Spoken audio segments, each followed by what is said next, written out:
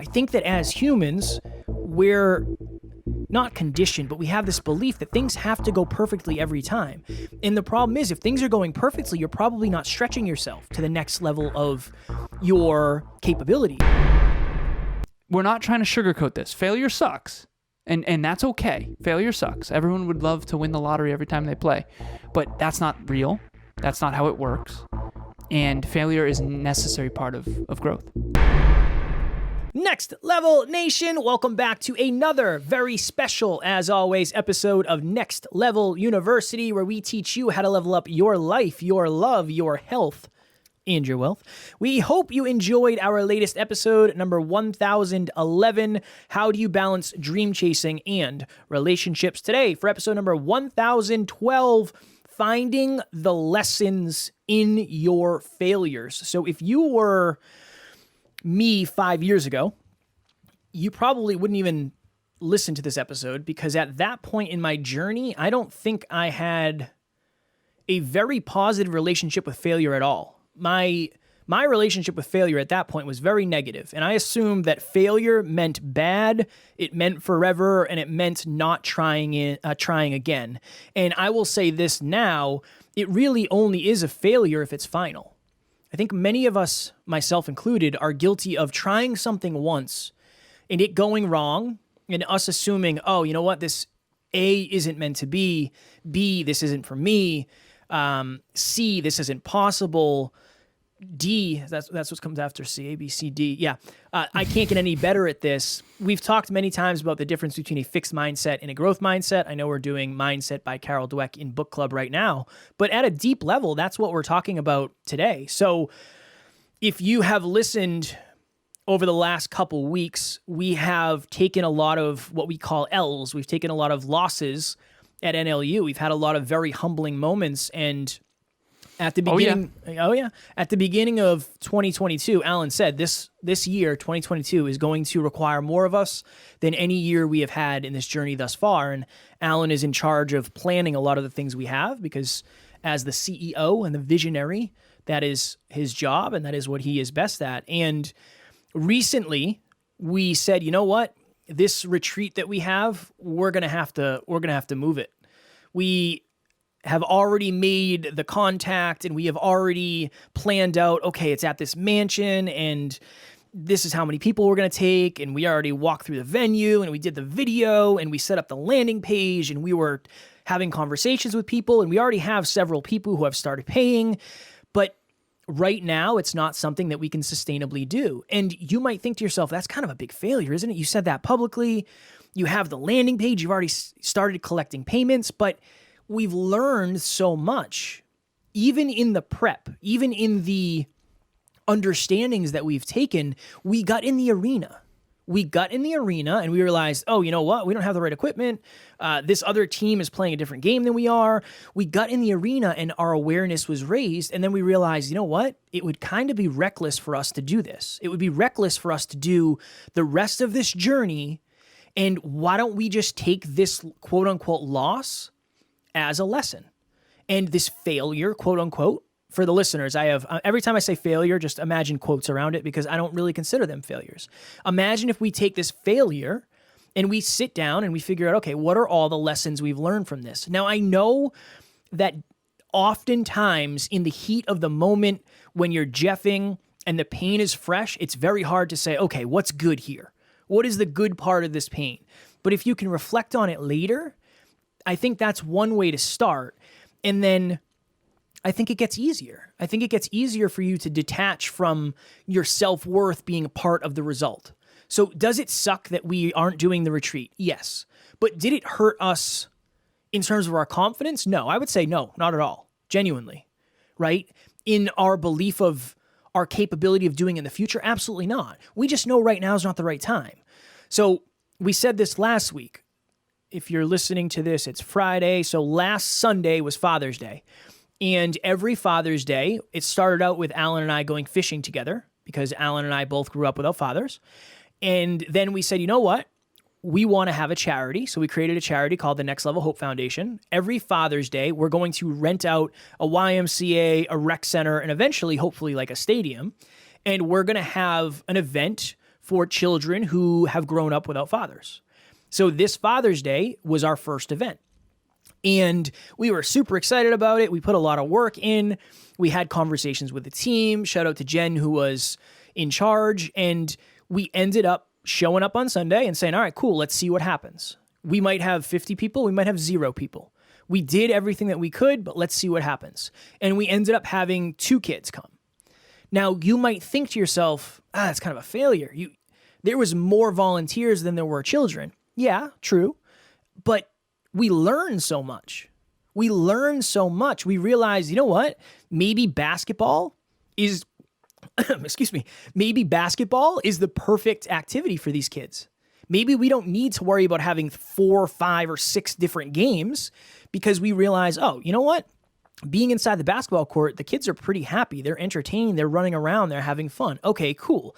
Now we know what it's like to rent out a YMCA for the day and have the place entirely to ourselves.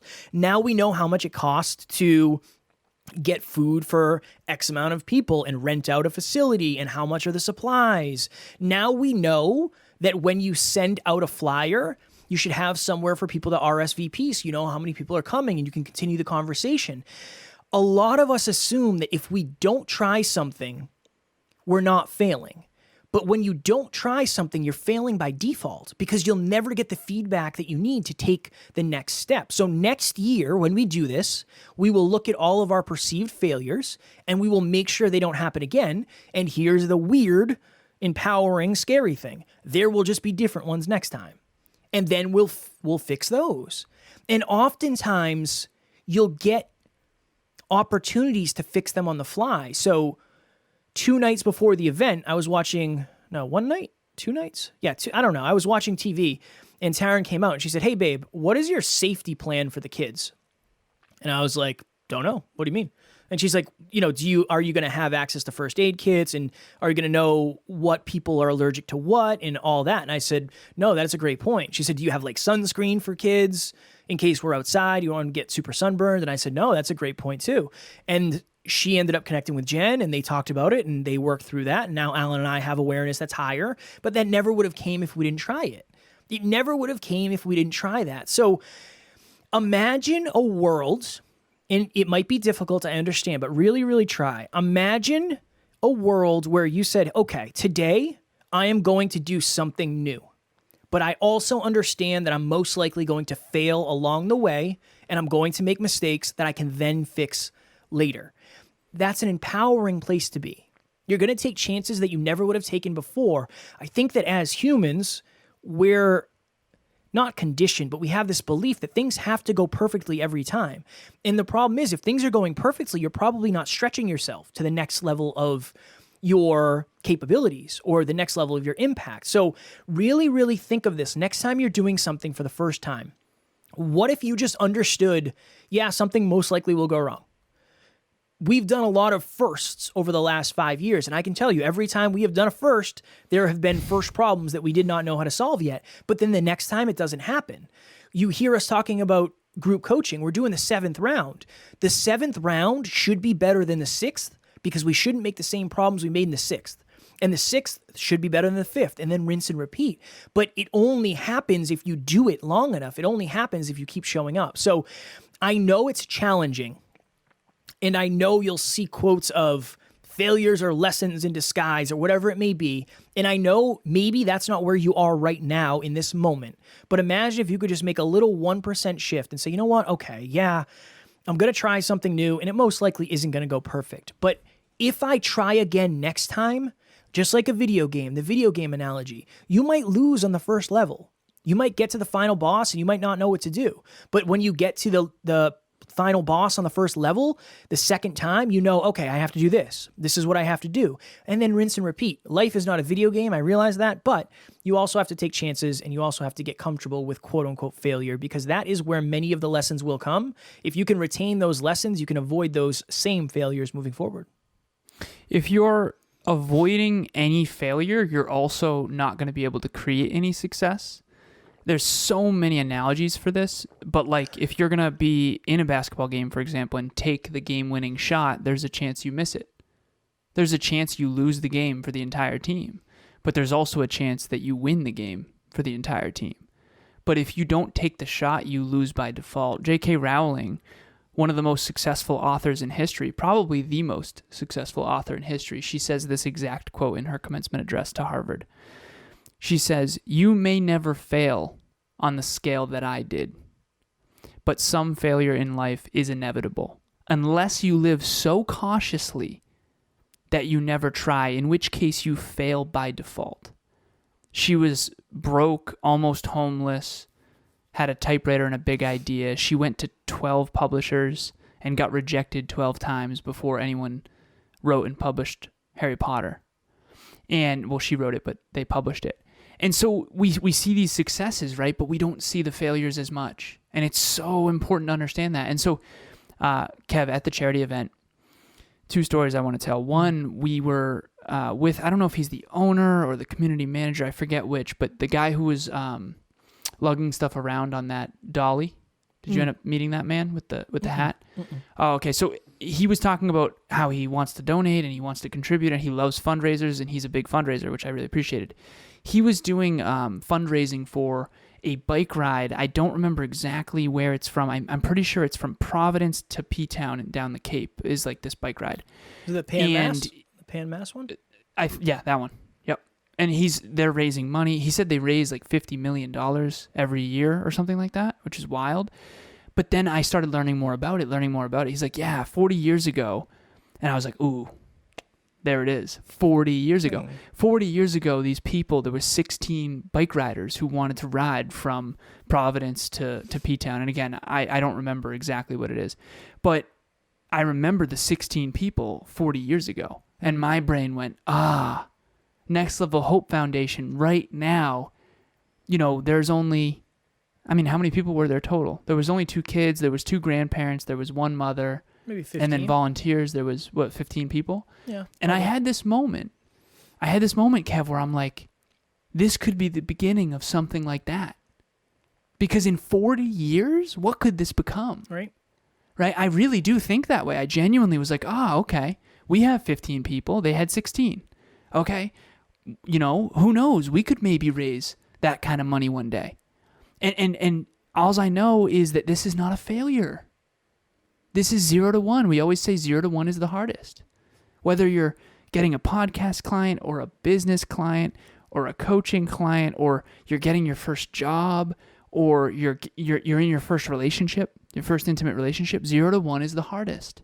You're going to learn so much along the way. And I think that my relationship with failure right now is really positive, but it wasn't always. I used to not like failing. As a matter of fact, I wanted to tell this story quickly. So I wrote this down. What's happening, guys? My name is Alex, and I am a professional videographer who runs a production company out of Halifax, Nova Scotia.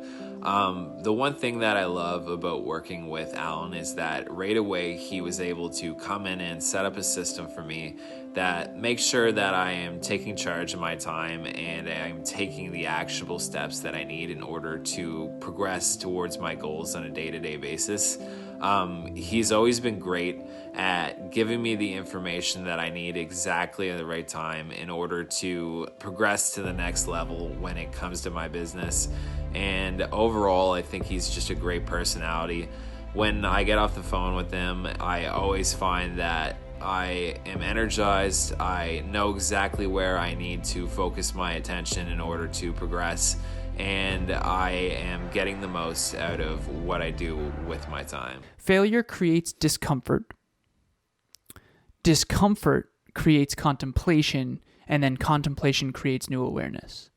If I could tell you all the amount of times that Kevin and I, either ourselves or our intimate partners or our clients or our, mentees or our team failed, AKA they wanted to get a certain result and then didn't get that exact result, and we were behind the scenes talking about why that might be. I mean, it's every single time we're together. Every single time we're like, okay, what was really good about that event? Okay, what was really not as good as we thought it would be? Okay, what were we missing? Okay, we were missing that the schools didn't want to be affiliated because they didn't know us yet. So we need to build some stronger relationships there. Okay, we need to be a little bit more proactive to make sure that it's kids without fathers, not just boys without fathers, because if a parent has multiple kids, they don't want one of their kids to feel left out. So we learned so much, and those are just a couple. Every single time we do a speech, every time we do an event, every time we do anything, we have wins and losses, and I'm telling you, the losses are always larger than the wins. Next Level Live, we had a bunch of wins, a lot of things that went really well, but we had a bunch of losses that we can learn from. And this is the story that I wanted to tell. So recently, Emilia and I we went for like a hike with Tucker, and it was like a run out in nature. It was really nice. And on the way home, we stopped for Chinese food, and you know where China Pacific is. Mm-hmm. And so we're on the way to China P. That's what we call it. World-class Chinese food. Yeah, world-class. Yeah, it was good. Let me, real quick. For those, most of you, 99.9999% of you will not know, China Pacific is this Chinese food restaurant that we used to go to as children. And they had, as children, I guess, school children. Young adults. Young adults on half days. And they used to have the best orange chicken ever of all time, buffet style. It was unreal. It was the best thing ever. Place went a little awry. There was definitely some crimes that happened there, and it was definitely sketchy. And I believe now they are under new ownership. I think they're the new China Pacific. They are the new China Pacific. Just a little rundown of the China P for anybody out there who doesn't know. It just brought Kevin back to his earlier days. I used to go there often. So on the way there, we actually drove past it a little bit because we're still waiting for our food because we were going to pick it up, and they said 15 minutes. And so I was showing Emilia that waterfall next to the barber shop that we used to go to. Mm-hmm. And I was passing Northbridge High School, which is where I took my SATs. And I was also sharing a bunch of stories with her of like, oh, this is where I used to play basketball, you know, that court outside of Northbridge Middle School, Northbridge track, all that. I was telling her stories. I said, oh, that's where I took my SATs. That's what made me think of this.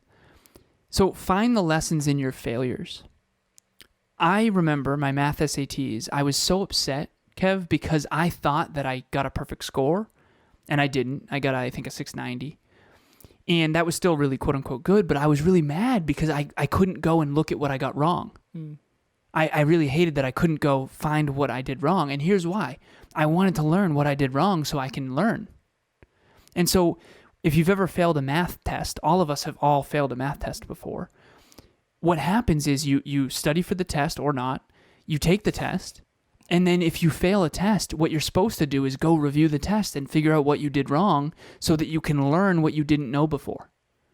And I actually think the reviewing of the test is more important than the preparing or the taking of the test.